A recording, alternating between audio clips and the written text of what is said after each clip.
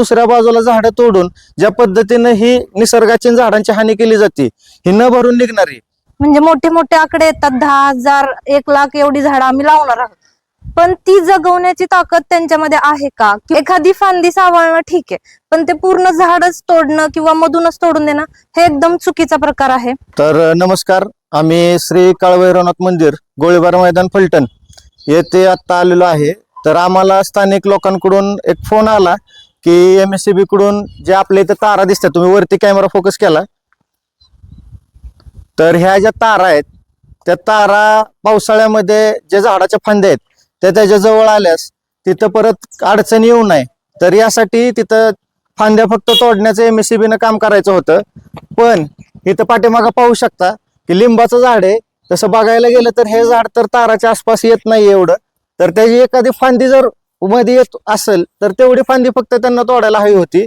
पण ह्यांना पूर्ण झाडच आता बघू शकता आपण की कितीतरी वर्षाचं झाड आहे. आणि एक पर्यावरण प्रेमी म्हणून आणि आम्ही जे संस्थेत काम करतो nature and wild life welfare society या माध्यमातून एक सांगू इच्छितो की हे झाड जगायला किंवा वाढायला कितीतरी वर्ष जातात, पण त्याला मिनिट सेकंद पण लागत नाहीत की आज हे ज्या पद्धतीने तोडलं गेलंय. तर ह्या गोष्टीचा परिणाम अगोदरच आपल्या फलटणमध्ये प्रदूषण आणि ज्या गोष्टी आहेत त्याच्यामुळं इथं लोकांचं आरोग्य हे धोक्यात आहे. आणि तिथंच दुसऱ्या बाजूला झाडं तोडून ज्या पद्धतीने ही निसर्गाची झाडांची हानी केली जाते ही न भरून निघणारी, त्याच्यामुळे ह्या गोष्टी कुठेतरी लक्षात घेतल्या पाहिजेत. आणि हे दखल घेऊन अशा प्रकारे जर कुठल्या कारवाई करायच्या असतील तर जी वृक्ष समिती असेल का संबंधित खाते विभाग असतील जिथून आपण झाडं सावळण्याची किंवा त्या पद्धतीनं काम करण्याची परमिशन किंवा परवानगी घ्यायची असती तशी रितसर परवानगी घेऊन त्यांच्या समक्ष हे काम केलं पाहिजे. अन्यथा स्थानिक नागरिक असतील किंवा हे गोष्टी असतील ह्यांना विश्वासात घेतलं पाहिजे. आणि अशा प्रकारे कोणत्याही गोष्टी जर त्यांना न करता अशी जर झाडं ओबडधोबड आणि कशीही मनमानी पद्धतीने तोडली गेली तर आम्ही पर्यावरण प्रेमी आणि स्थानिक नागरिकांना तसेच फलटणचे सगळे जे जागरूक नागरिक आहेत आम्ही एकत्र मिळून यांच्या विरोधात तक्रार देऊ इच्छितो. नमस्कार, मी आता इथे गोळीबार मैदान इथे उभी आहे. आता सकाळी समजलं की या झाडाची म्हणजे झाड तोडण्याच्या मनस्थितीमध्ये MSCB ची लोक आली होती आणि त्यांनी इथलं जे मागं झाड दिसतंय ते तोडलं, म्हणजे अर्ध तोडलंय. तर ते झाड त्यांनी कसं बसं जगवलं होतं हे त्यांनी आता आल्यानंतर आम्हाला सांगितलं की कसं त्यांनी ते झाड जगवलं, जे की आधी जाणार होतं पण ते त्यांनी जगवून ठेवलं. आता आपल्याला या ठिकाणी हे समजून येतंय की झाडांची किती गरज आहे. हा उन्हाळा आपण बघितला की या उन्हाळ्यामध्ये आपल्याला किती त्रास झालाय, अजून पण होतोय. पाऊस कमी होणार आहे आपल्याला सगळ्यांना माहिती आहे. त्याच्यासाठी झाडं जगवणं किती गरजेचं आहे. जगवणं आपण म्हणतो, लावणं खूप सोपं आहे, सगळ्यांना माहिती. सगळी झाडं लावून जातात, म्हणजे मोठे मोठे आकडे येतात, 10,000 1,00,000 एवढी झाडं आम्ही लावणार आहोत, पण ती जगवण्याची ताकद त्यांच्यामध्ये आहे का किंवा ते जगू शकतो का हे आधी त्यांनी बघितलं पाहिजे. एक झाड जे असेल ते जगवण्यासाठी काय काय लागतं हे त्या माणसालाच माहिती असतं ज्याने ते जगवलंय. सो माझी इतकीच विनंती आहे की MSCB ऑफिस असू दे किंवा कोणीही असू दे, रस्त्याचं काम असू दे, झाडं तोडण्याआधी तिथल्या लोकांना आधी विचारात घ्यावं. तिथल्या लोकांची काय मनस्थिती आहे, त्या झाडाबद्दल त्यांची आपुलकी असते, त्यांना ते त्यांच्यासोबत एकदा बोलून घ्यावं. एखादी फांदी सावळणं ठीक आहे, पण ते पूर्ण झाडच तोडणं किंवा मधूनच तोडून देणं हे एकदम चुकीचा प्रकार आहे. सो मी इतकंच म्हणेल की झाडं जगवणं आत्ताच्या घडीला तुम्हालाही सगळ्यांना माहितीये की किती महत्वाचं आहे. म्हणजे आता समजा हा उन्हाळा आपण बघितला, पुढचा उन्हाळा याच्यापेक्षा डेंजर होणार आहे, म्हणजे खूप जास्ती गरम असणारे उन्हाळा, ऊन जास्ती पडणारे, टेम्परेचर जास्ती असणारे, हे सगळ्यांना माहितीये. पण आपण तसं वागायला पण हवं. झाडं लावतोय, जगवणं महत्वाचं आहे, ते टिकवणं सगळ्यात जास्ती महत्वाचं.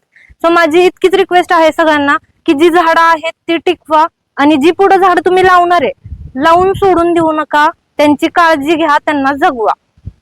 मी आज श्री काळभैरवनाथ मंदिर हाडको वसाहत हाडको कॉलनी गोळीबार मैदान परिसरात हे मंदिर आहे. या मंदिर परिसरात एक मोठं लिंबाचं झाड आहे आणि मला घरून फोन आला की त्या लिंबाच्या झाडाला MSCB ची लोक येऊन तोडतायत. तर मी धावत पळत गावातून इथं आलो, बघितलं तर तोपर्यंत त्यांनी त्या झाडाचं जवळपास कत्तलच करून टाकली. आज झाड लावायचं म्हणलं, झाडाला जगवायचं म्हणलं तर किती दिवस लागतात. आणि हे जर बेनामी पद्धतीने अशा पद्धतीने निगरून पद्धतीने जर अशा झाडांची कत्तल करत असतील तर हे निंदनीय बाब आहे. तर यासाठी MSCB नगरपालिका यांनी असे टेक्निकल टीम नेमून बाबा पावसाळ्याचे दिवस सुरू होणार तर बाबा कुठल्या झाडाच्या फांद्याचं काय करायला पाहिजे, कुठं धोका नागरिकांना निर्माण होणार नाही, टेक्निकल लोक पाठवून त्यांना ते दाखवून त्या पद्धतीने झाडाचं कटिंग होणं आवश्यक होतं, पण ते होताना दिसत नाहीये. आज तुम्हाला सांगतो, माझ्या पाठीमागे जे झाड उभं आहे त्या झाडाची तर पूर्वी मागच्या 1-2 वर्षापूर्वी विजेचं हे झालं होतं, त्यातून ते कसं बसं झाड सावरलं होतं. त्यानंतर त्या झाडाला भिरूड लागल्यानंतर सुद्धा त्याला ट्रीटमेंट आम्ही सगळ्या नागरिकांनी त्या झाडाला केली. त्या ट्रीटमेंटमधून ते कसं बसं जगून आज ते बहरत होतं. आणि त्या झाडाची अशा पद्धतीने कत्तल करण्याचा प्रयत्न झाला, तो निंदनीय आहे. आणि मला ह्याच्यातून एकच आवाहन करायचं की ह्या लिंबाच्या झाडाबाबतीत जे घडलं ते गावातील झाडाबाबतीत घडू नये.